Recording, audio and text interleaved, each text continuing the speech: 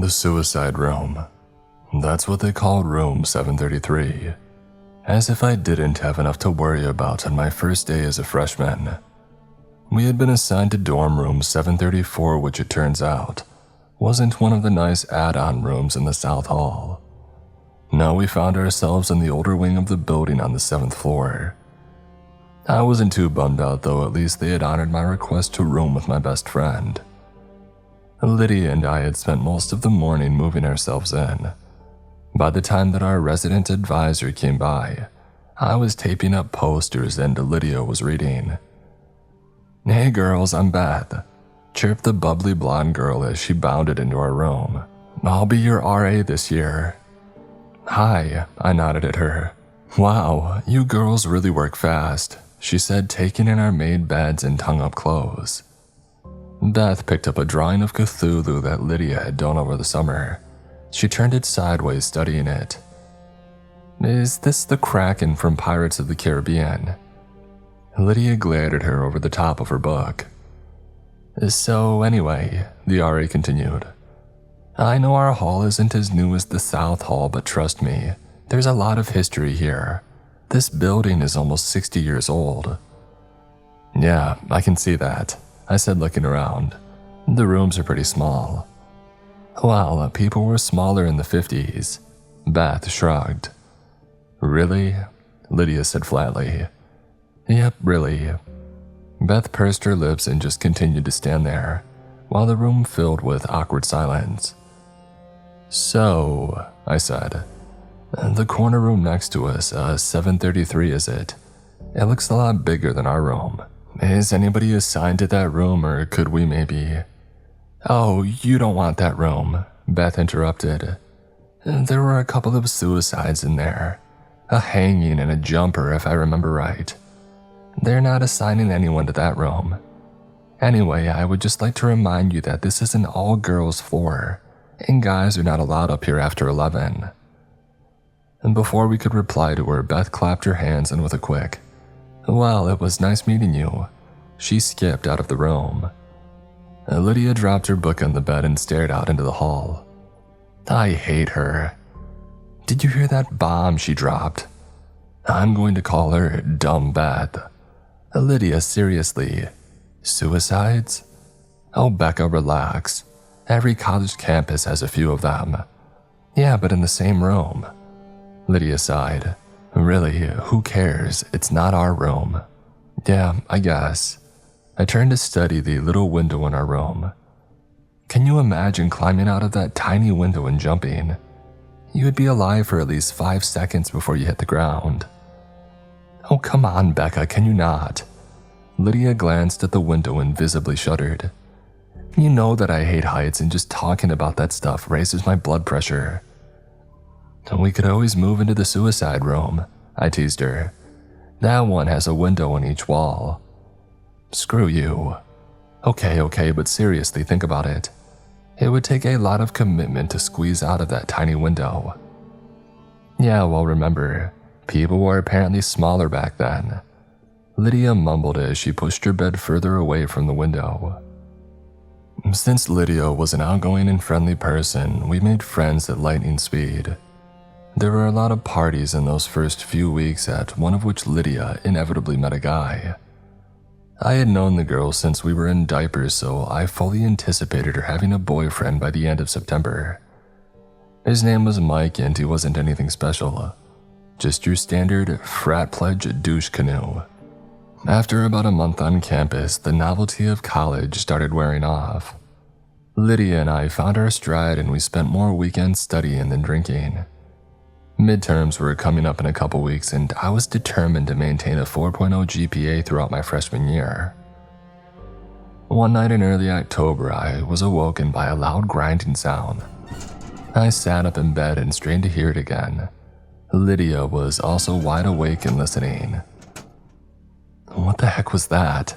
She mouthed to me. It wasn't unusual for there to be noise in the hallways since other people came in at all hours of the night. But this sound had definitely come from next door, the corner room. Is that? Yeah, Lydia whispered.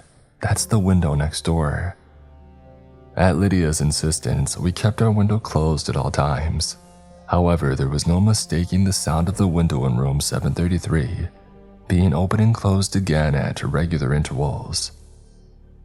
"Who's in there?" Lydia shrugged. "Is somebody messing with us? Is this like an initiation?" Lydia raised her eyebrow at me. "Initiation to what?" "Oh, I don't know, college. Maybe they're hazing the freshmen." "Who is hazing freshmen?" I shrugged. "Becca, I love you, but that was stupid." I threw a pillow at her. "Well, whoever it is, go tell them to knock it off." "Who, me? I'm not risking being thrown out a window." "Well, I'm not doing it. I'm an art major, you're a political science major. You go lay down the law." "Forget that." "Well, then call dumb Beth. Isn't this the kind of nonsense that she should have to deal with?" "I'm not calling her. Don't you put that evil on me." "Fine," Lydia whispered loudly.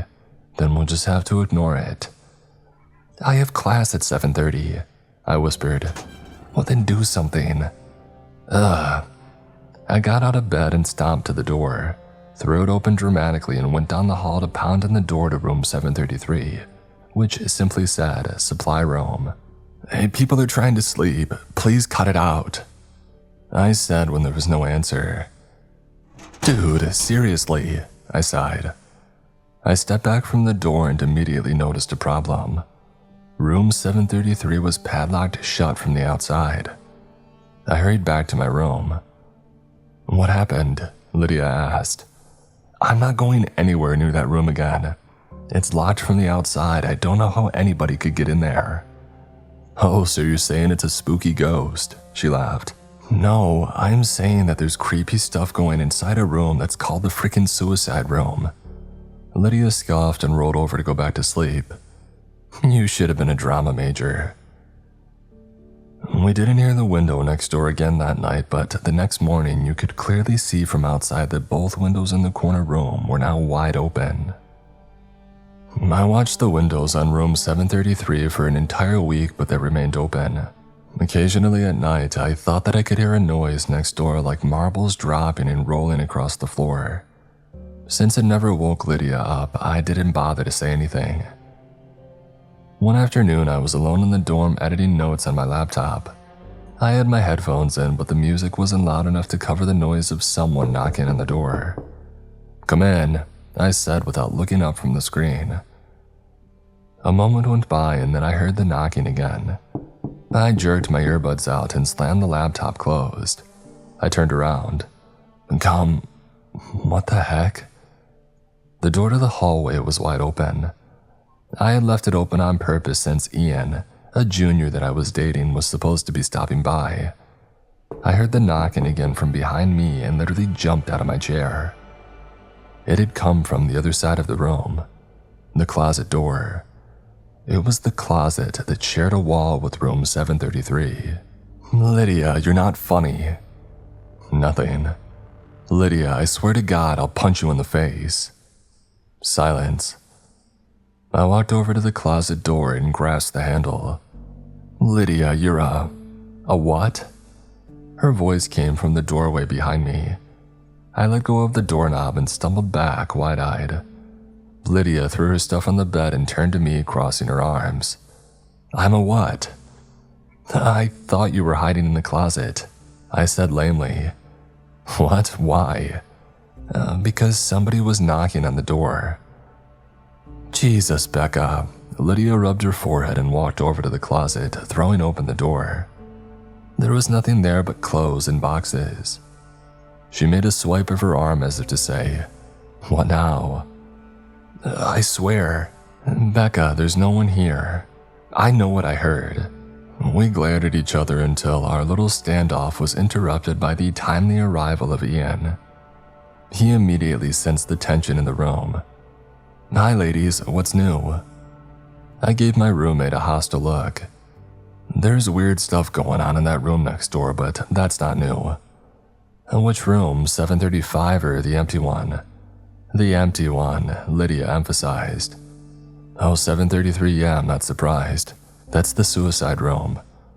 Right, we heard about the deaths. I sat down on my bed. Yeah, it's pretty messed up. 3 suicides all in one dorm room. 3? Lydia raised her eyebrow. We were told there were 2. Oh well, there were a couple people in the 70s and then some guy about 10 years ago. He jumped out of the window. Lydia and I both shuddered. Although she was much worse, we were both terrified of heights. A falling death was about the worst thing that I could think of. I will admit that 3 suicides in the same dorm room is disturbing, Lydia said in an apologetic tone. Yeah, I heard there's something in that room, Ian said. Like what? No one knows, but every year someone has a new theory. Usually right around Halloween something gets published in the campus paper. Whatever is in there though, it ain't friendly. So has anybody ever killed themselves in the neighboring rooms? Like this one? Nah, just 733. Honestly, I was surprised when I heard that they were opening the North Hall this year. And they told us we were the biggest incoming freshman class in 20 years. I said absent-mindedly. Yeah, I heard that too. You know you could request a room change. Ian sat down on the bed next to me and I leaned against his shoulder. Yeah, but they wouldn't keep us together, Lydia cut in. Becca and I have been best friends for 15 years. We can't room with other people. So should we just keep living here next to Satan? I glanced at the closet door again. Lydia shrugged. Hey, at least we'll have some stories to tell after graduation. And these aren't the kind of stories that I want to tell. A few days later, Lydia began to believe my closet story. I woke up in the middle of the night to the sound of someone whispering. I looked over at Lydia, who was already staring at me with wide eyes. She slowly brought a finger to her lips. I listened intently, trying to hear what the voice was saying and where it was coming from, but I couldn't understand every word. I got out of my bed and tiptoed over to Lydia. The whispering was definitely louder over there, but then she shared a wall with room 733. I listened harder. Never taken mouse of fools. What the hell? Lydia leaned over and put her ear up to the wall. The whispers suddenly stopped and I leaned closer. Suddenly, there was a loud bang from the other side. Lydia immediately recoiled and clutched her ear in pain. Someone was in there. Suddenly, more angry than scared, I again threw open our door and stomped over to the supposedly empty supply room. I banged on the door loudly, not caring who else I woke up at this point. Are you kidding me? I yelled at the door. This isn't funny anymore. Come out of that room. Silence. And then the doorknob started to turn. I don't know what I had expected to happen, but it wasn't that. I backed up so far from the door that I ran into the opposite wall. When the handle had turned all the way down, something started to push from the other side. The door groaned loudly, but the locks held. I held my breath until the pressure on the door subsided and the handle slowly returned to its normal position. I noticed Lydia peeking her head out of our room. She held up her hands as if to say, "What happened?" "Oh, somebody thinks they're funny." I answered her out loud. She shook her head and disappeared back into our room. I knelt down on the floor and brought my head down to the carpet, peering under the door crack. It was the first time that I had seen into the corner room. Room 733 was definitely a supply closet. There were chairs stacked along one wall and bed frames along the other. A few rotting mattresses were piled under one of the windows, and a thick layer of dust covered everything in the room. The windows were absolutely huge, which was something that you couldn't really tell by looking up at the building. They were open as always, and I could definitely see how somebody could easily climb through them to the outside ledge. The room didn't look like it had been disturbed in a couple of decades, which sent a shudder racking through my body. The moonlight, which had been providing enough light to see into the room, suddenly vanished and I only saw pitch black inside. I blinked rapidly, trying to adjust my night vision. I squeezed my eyes shut, and when I opened them, a large yellow eye was looking back at me, only a few inches away from my face on the other side of the door. I screamed and woke up half the dorm. There was no denying that things were escalating.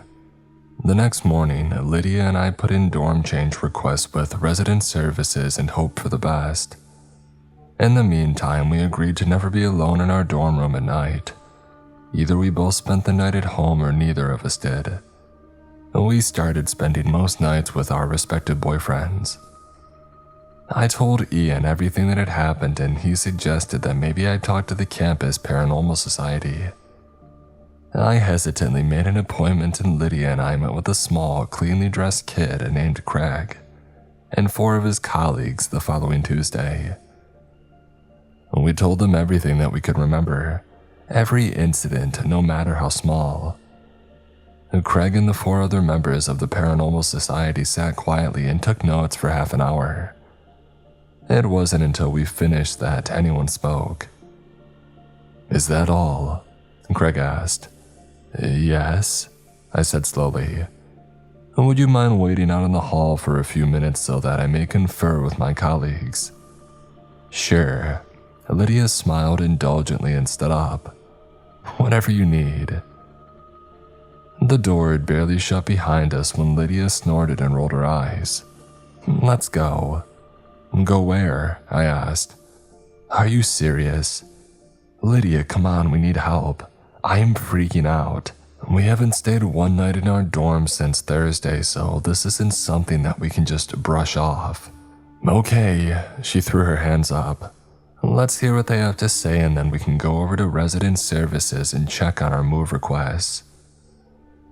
We loitered out in the hallway for another 15 minutes before Craig came out and asked us to come back and take a seat. With all the pomp and circumstances of a meeting of parliament, Craig cleared his throat and made his diagnosis. "What you're dealing with, ladies, is a very angry ghost." "Is that your professional opinion, Craig?" Lydia said. I shot her a look. Yes," he stuttered.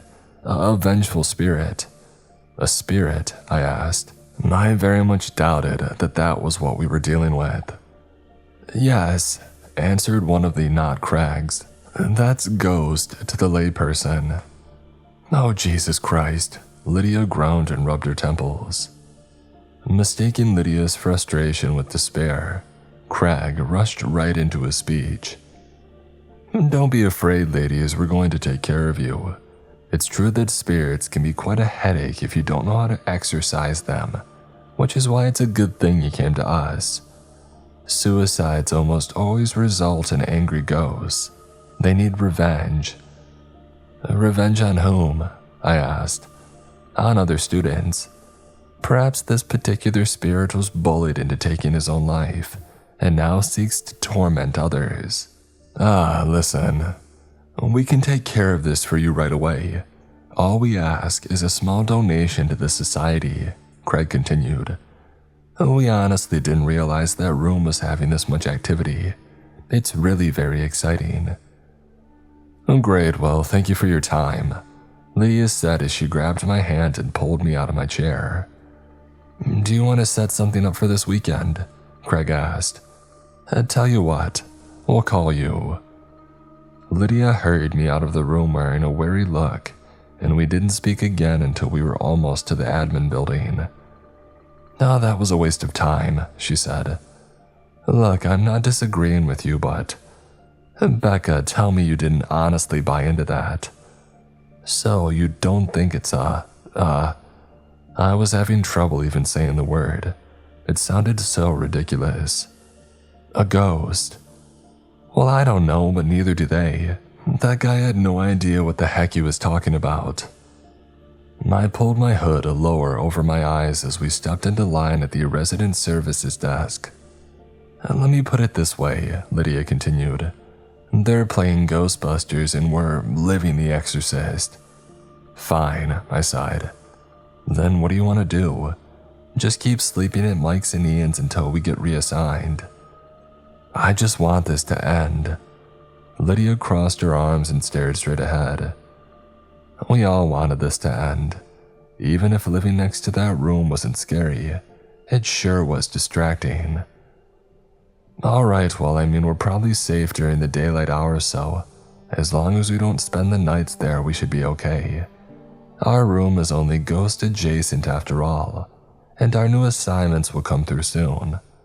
I checked my watch. Crap, it's almost 2. Oh, really? I gotta go. Mike got accepted to Sigma Chi and he's getting initiated today. Oh, yeah, I forgot that he rushed. The girl at the desk waved us forward. I hadn't even realized that we had reached the front of the line. Hey, let me know what they say, Lydia said as she ran out of the door. The girl at the desk eyed me suspiciously as I approached. Hi, You're the girl trying to move out of 734 and Riley, aren't you? She had caught me off guard. Yeah, one of them. How'd you know? Oh, sorry I overheard you. I also saw your file across my desk a few days ago and I gotta ask, why are you looking to transfer rooms exactly? I was tired, I was beaten down. I didn't have the energy to think of a lie. Because stuff is going on in the empty room next door and it's really freaking us out. Noises, whispers, knocking. The other night I saw someone. You saw someone. Yeah. In room 733. Yeah, I looked under the door. There was definitely someone in there. The girl narrowed her eyes at me for a moment and then nodded for no particular reason. Well, your rooms aren't ready yet, but I pushed them through as a priority. For right now, you're stuck though. There just isn't anywhere else to put you. I sighed. I had figured as much. I'm Alice, she continued. And look, I've actually done a lot of research on the Riley suicides and I think that I can help you.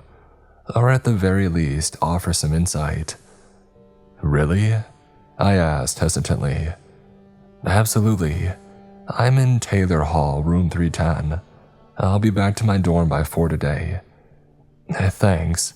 We just came from the Paranormal Society on campus. Say no more. Alice rolled her eyes. Yeah, so I'll definitely see you at 4. Great, Alice said and smiled. I was early to Taylor, but then so was she. I told her a story for the second time that day and Alice wasn't afraid to interrupt with questions, though her queries didn't betray her thoughts. When I was finished, she leaned back in her chair and sighed deeply. I can't believe it, she shook her head. I had always heard rumors, but I honestly doubted that any of it was true. I can assure you everything I've told you is absolutely true. And how is it now, when you're there? We aren't ever there at night, but during the day we've heard scratching on the wall, really quiet whispering, and sometimes we still hear the window opening and closing in broad daylight. However, every time I look up from the street, the windows to 733 are open. Alice nodded. Well, for the record, I don't think you're in any danger. As much as it sucks, you guys are simply a casualty. You just need to stay out of room 733. I snorted. Are you kidding? I would never go in there. I believe that you believe that. But this thing, whatever it is, it's tricky, manipulative, a liar, and it's smarter than you. I'll try not to be offended by that. You shouldn't be. What do you think it is? Something very old and very evil. I regarded her skeptically and then let my eyes wander around the room. I hadn't really noticed the decor before, but to say Alice had an interest in the occult was an understatement. I can't see any situation where I would be compelled to enter that room. I know, but you have to be prepared that there may come a time when you have to make a decision about entering that room, because what you're dealing with, it's already killed 5 people. 5? I thought that it was 3. Yeah, well, not everyone is inclined to do the level of research that I do. Let's see, there was Ellen Burnham in 1961. She jumped out of the window. She was the very first. And then Tad Collinsworth in 1968. He jumped too. Marissa Gregg in 1975, she hung herself. Erin Murphy in 1979, she jumped. And then Eric Dowston in 1992, he hung himself. 5 suicides. How could the university still let people live in there? They don't apparently, that's why it's a supply room. And back then, well, every few years, once everybody who would remember had graduated, the room would be reassigned. This was before the internet, when the incoming freshmen were clueless. But after that last one, Eric Dowston, they closed the entire north hall of the 7th floor and built more rooms onto the south hall. So what does it want? Alice shrugged. Chaos, death, souls, who knows? No one even knows what it is. Okay, so what do we know? We know that it's somehow bound to that room, though it seems to have minimal influence just outside of it. We know that everybody who ever died was alone at the time, and we know that it's a trickster. That's what we know. It wasn't enough. Why do you think they do it? I asked quietly. The victims. I nodded. All I know is what's rumored to be in the evidence files. All the suicides were found with pictures of writings that were considered unspeakable at the time. They contained horrible, evil things that would make you physically sick to read or see. They say. And these people, they drew them, they wrote that stuff. Yep, whatever was in that room drove them mad. That's terrifying. Have you guys considered getting somebody to bless the room? Jesus. Oh, well, you'll have a hard time getting him, but perhaps some sort of holy person instead. No, I mean Jesus, you're talking about an exorcism. Alice shrugged. Maybe. The rumor in the 70s was that this all started with a Ouija board game gone wrong in 1961. Really? That stuff's made by Hasbro. Well, not in the 60s it wasn't. Anyway, it's only a rumor. The only person on campus who would know was Tom Moan, an admin. I've tried to talk to him before, but he refuses to see me. Did he go here in 1961? Yes, and he was staying in Riley. We need to talk to him. I need to know what is happening, or I won't be able to live the rest of my life as a well-adjusted person. Well, I suppose we can try to chase him down on campus. Can we talk to him tomorrow? We can try. Mr. Moen wouldn't see us that day or the next. We tried to catch him on his lunch hour and then again while he was leaving work, but he got around us every time. It was soon clear that the old man was actively avoiding us. Lydia and I had seen little of each other since we had continued to sleep in other dorms. I went back to our room twice a day, once in the morning and once in the afternoon.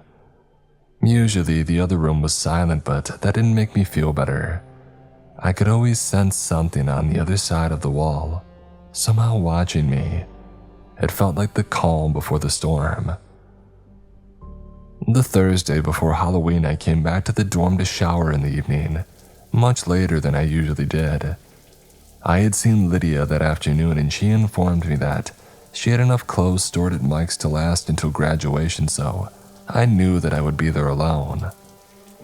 I showered down the hall in the safety of the bathrooms and then walked back to my room to change. I was supposed to meet Ian in a half hour to head out to a party, and I wanted to get out of here as quickly as possible. Since the silence was unnerving me, I threw my iPod on the docking station and turned up AC/DC. I got dressed and then stood in front of the mirror to dry my hair. I flipped my head over and blow-dried upside down to try and give my hair some volume. When I flipped my head back up and shut off the blow-dryer, I immediately noticed the silence in the room. But that wasn't all that I noticed. I wasn't in my dorm anymore. Behind me was reflected the dusty bed frames and large open windows of room 733. I spun around in a panic to find that I was actually standing in my own room. I looked back at the mirror to see that 733 still reflected there. A slight movement behind me was all it took to make me run. I grabbed my purse and phone and I fled from my room, slamming the door behind me. On the elevator ride down, I called Alice. I can't do it anymore, I said when she picked up. I can't go back in that room again. I can't ever go back. What happened? I told her. Jesus, what do you want to do? She asked. I need to talk to someone who knows what's going on. Is Tom Moen the only person we know was here in 1961? Well, the only one that I know of. Maybe we can get him on his way in tomorrow morning. We'll just corner him and refuse to move until he tells us something. He comes in at 6:30 according to the schedule that I have. Do you want to meet me outside the Starbucks in the atrium? Yeah, I do. I have a class at 7:30, but I'll blow it off. Okay, I'll see you then. I wasn't usually much for parties, but I was glad that I was going to one that night. As soon as we got there, I asked Ian to get me a drink. Since I wasn't usually much of a drinker, he gave me a raised eyebrow. I gave him a brief synopsis of what had happened earlier, hoping that he wouldn't think that I was crazy. Ian made me a scotch and coke, and it was the first of many. Around midnight, I went to have a cigarette and I checked my phone. I had a voicemail from Lydia left at 11:04 p.m. Hey, Becca, listen, I just had a huge fight with Mike. I guess his frat decided that for Halloween, this year all the new brothers had to spend the night in the suicide room, in our dorm. I just can't take it. He knows what's been going on with us and he still agreed to do this. He's now trying to convince me that Sigma Chi is behind all this stuff going on in room 733, because they've been trying to drum up buzz for their Halloween deal. I can't. I hit end and threw my phone in my bag. No wonder Lydia was pissed. This was not good, not good at all. I found Ian inside and asked him to take me home. I was suddenly very stressed, very tired, and very drunk. When the alarm went off at 6 a.m., it took everything that I had to pull myself out of bed. I got dressed in the clothes that I had worn the night before and shuffled my way across campus to the atrium. Alice was already there with a black coffee in hand. I figured you would need this, she laughed. How'd you know? Your text. I texted you last night. Yeah, at about 1, you told me about Sigma Chi. Oh God, yeah. I pushed my sunglasses higher up my nose and pulled my hood lower over my eyes. Those guys are idiots. Remember how I told you that it's crafty? Well, what if the point of messing with you was to make 733 provocative, you know? To seduce people to going inside. Nobody has been in that room for years. Can you imagine how hungry that thing is? Do you think they're really at risk? I asked as I sat down on the steps to the admin building. Yeah, in fact, the only thing they have going for them is that all the previous victims were alone at the time of their death. So it'll be less powerful with all of them in there. Well, theoretically, we would know a lot more if we knew what it was, and we can't know what it is without knowing how it got here, and that is why we need Moen. What time is he supposed to get here? Well, actually 20 minutes ago, Alice said grimly. It was another half an hour before we resigned ourselves to the fact that Mr. Moen had snuck around us as usual. We went to the front office hoping to beg again for an appointment with him anyway. The woman at the admin desk regarded us coldly. Tom isn't coming in today, or any other day for that matter. He quit yesterday. Looks like you won't be harassing him anymore. Okay, we weren't harassing him, I said. We just desperately needed to talk to him. And we still do, added Alice. Well, you won't get any of his personal information from me, she said snidely and walked away. Well, what do we do now? I asked Alice. Without Tom Moen, there's nothing left to do. Alice, I can't go back into that room. Well, then I guess it's good your transfers came through. They did? Yep. I got the notice when I checked my work email this morning. You're going to Morton and Lydia is going to Tinsley. Oh, thank God. Yeah, I thought you'd be happy about that. I also convinced my boss not to assign anybody else to room 734. Thank God again. The only thing is you won't be able to move until Monday. I can last through the weekend, especially now that the end is in sight. I'll have to tell Lydia. I opened my phone to pull up Lydia's number, but my attention was caught by the red 1 badge over the voicemail logo. I hit play and it was the rest of the message from last night. Can't even look at its dumb face anymore, so I'm going to head home. Don't worry about me, I'll be okay. I'm drunk enough to sleep through any BS from next door. I'm just so pissed off right now. I would honestly rather deal with dumb Beth than Michael. My parents must be siblings because I'm that stupid, Benson. Let's hang out tomorrow. Love ya. The message ended. Oh no. Alice gave me a questioning look. Lydia spent the night in our dorm. Alice cringed. She's safe though, right? As long as she doesn't go into 733. No, she won't. I thought of the always open large windows of the corner room. If nothing else, the mere thought of those would keep Lydia the heck out of that room. Well, good. Since we have nothing else to do you want to go look for theology books in the library? It's pretty much the only thing open right now. Sure, I shrugged. I didn't have another class until 10. The little old lady who sat behind the library's checkout desk must have been 1,000 years old. Mrs. Stapley's eyes were small and watery and her skin looked like it was melting off of her skull. Still, she was nice and knowledgeable and she sent us in the right direction for the books on demonology, though she gave us a curious look as she did. There wasn't much. We read everything we could, but it either wasn't relevant or wasn't in English. We returned to her desk 30 minutes later. Do you have anything on the occult? The occult, her voice trailed off. Yes, I do. Over there to the left of the reference section. Okay, thanks. Sorry, I'm too hungover to use the Dewey Decimal System, I said. I don't think she likes the look of us, Alice whispered as we walked away. Our look or our subject matter? Probably neither. Within the hour, we were back up at her desk, having struck out again. We could tell that she was getting annoyed as her eyes narrowed suspiciously at us as we approached. Sorry, do you know where we could find something on seances or Ouija boards or... Now listen, girls. Miss Stapley stood up from her desk and looked over her glasses at us. I really hope that this is for class. It is, I said. It's not.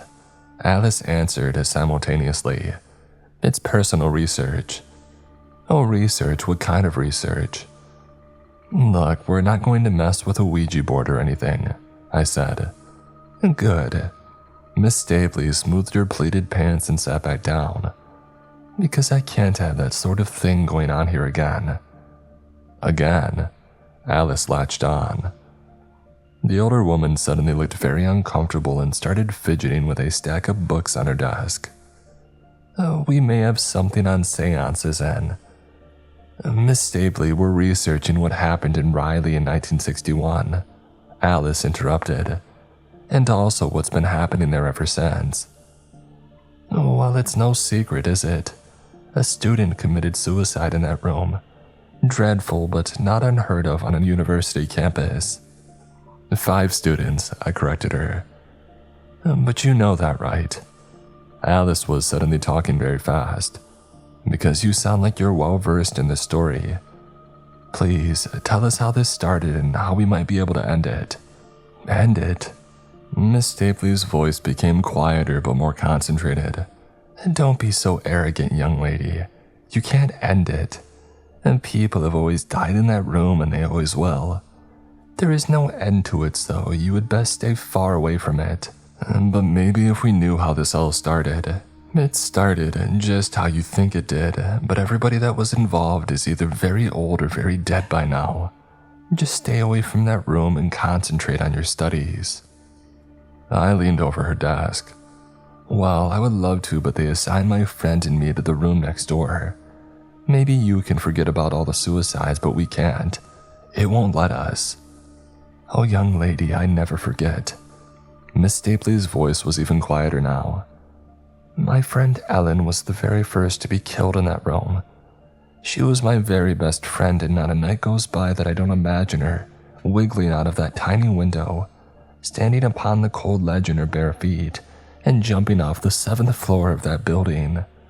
Alice sighed. I'm really sorry, I didn't know. Well, these are old wounds, my dear. Now, girls, I suggest you request a room reassignment immediately. Nobody should be living on the 7th floor of that building, and that's all that I'm going to tell you about it. Alice sighed but resigned herself to a nod. We wouldn't learn anything more here, but still it was quite a breakthrough. At least we had some information now. Alice walked away and I made to follow her, but my feet wouldn't move. Something was bothering me.